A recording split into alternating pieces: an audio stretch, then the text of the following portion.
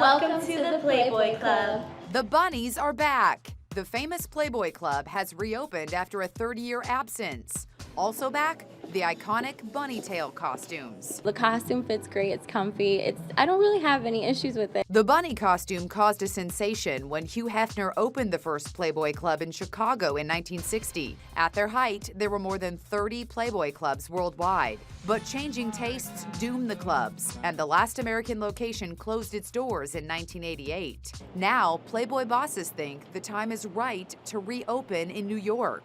The costumes, featuring rabbit ears, bow ties, and white cuffs, have now been tweaked by designer Roberto Cavalli. We're much more than just, a female in a costume. It's about what we are representing. We're classy, we're elegant. Framed photos from Playboy's heyday line the walls.